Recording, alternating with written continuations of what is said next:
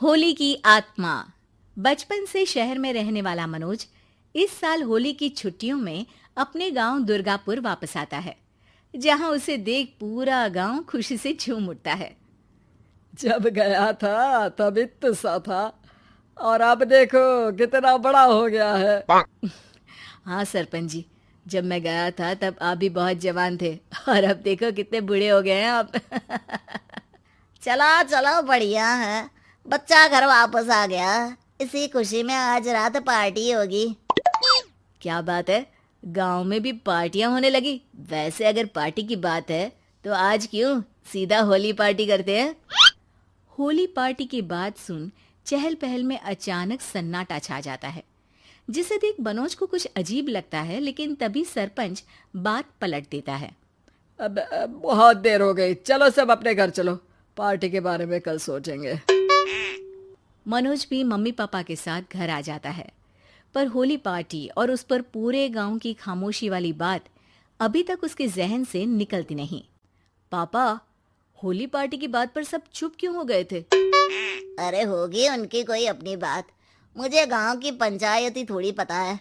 थक गया हूँ, चलो सो जाते हैं, कल बात करते हैं। पापा की बात मानते हुए मनोज भी सोने चला जाता है। आज तो छुपा लिया, लेकिन हफ्ते बाद जब होली का दिन आएगा तब इसे कैसे रोकोगे? अगली सुबह सूरज के साथ ही मनोज भी गांव घूमने निकल जाता है, जिस पर रास्ते में उसे अपनी ही उम्र के कुछ लड़के भी मिलते हैं, जिनसे दोस्ती कर अब वो उनके साथ घूमने लगता है। इसी तरह कुछ दिन बीत जाते हैं और होली नजदीक आने लगती है। दोस्तों, होली में 4 दिन ही बचे हैं, पर गांव में उसकी कोई तैयारियां क्यों नहीं दिख रही? क्योंकि यहाँ होली नहीं मनाई जाती। अरे पर ऐसा क्यों?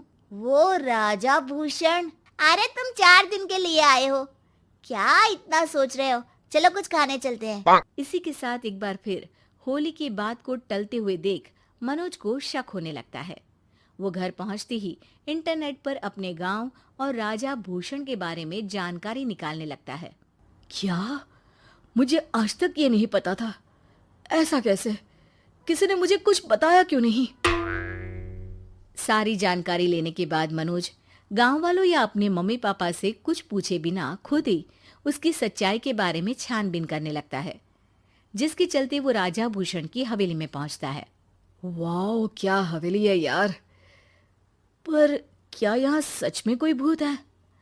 हेलो भूत जी, कोई है क्या? हम इस साल गांव में होली सेलिब्रेट कर रहे हैं, क्या आप उस पर थोड़ा इंटरव्यू देंगे? मनोज के ऐसा बोलते ही गांव में तूफान उठ जाता है और हवेली में रखी सारी चीजें हिलने लगती है। एक अदृश्य शक्ति मनोज को धक्का देकर हवेली से बाहर निकाल दरवाजा बंद कर लेती है। ये सब देख मनोज हैरान रह जाता है। क्या अभी मुझे हवा ने धक्का देकर बाहर निकाल दिया? मेरे होते हुए इस गांव में कभी होली नहीं मन सकती, इसलिए दोबारा ऐसी कोशिश भी मत करना, अंजाम बुरा होगा। आवाज सुन मनोज हैरानी से इधर उधर देखने लगता है, पर उसे कोई दिखाई नहीं देता। वो गांव वापस आ जाता है, जहां तूफान की वजह से सब कुछ तहस महस हो चुका होता है। आखिर ये तूफान आया कैसे?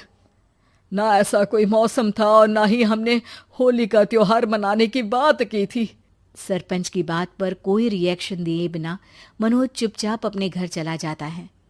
इस तरह देखते ही देखते होली का दिन भी आ जाता है और मनोज रंग लेकर गांव में निकल जाता है, लेकिन गांव पूरी तरह खाली होता है।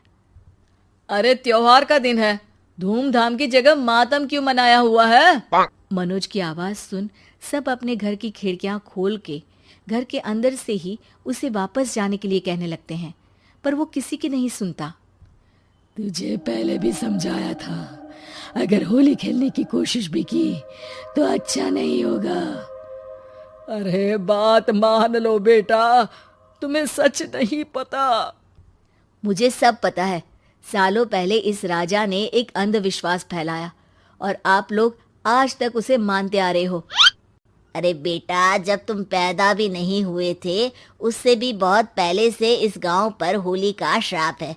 अगर गांव में होली का त्योहार मनाया जाता है तो प्रलय आना पक्की बात होती है।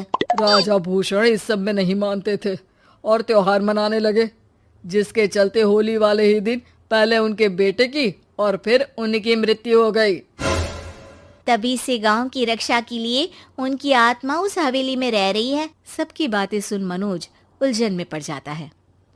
सोचना भी मत मनोज, अगर तुमने इस परंपरा को तोड़ने की कोशिश भी की तो उसका परिणाम इस गांव और गांव के लोगों के लिए अच्छा नहीं होगा।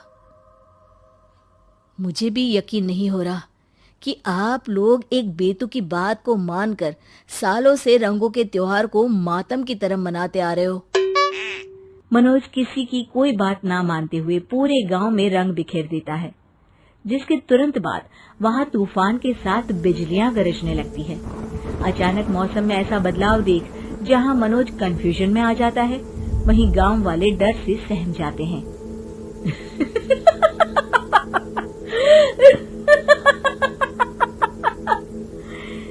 इस लड़के ने हमारे जैसे सिर्फ अपने स्वार्थ के लिए नहीं बल्कि पूरे गांव की खुशियों के लिए यहाँ होली मनाई है, जिस वजह से अब इस गांव पर होली का श्राप टूटता है। ऐसा बोलकर राजा का भूत वहां से गायब हो जाता है, जिसके बाद गांव के लोग धूमधाम से होली मनाते हैं। खुशियों के रंग गांव में बिखरे ही होते हैं कि अगली सुबह अचानक मनोज कहीं गायब हो जाता है और एक बार फिर गांव में होली का नया राज शुरू हो जाता है।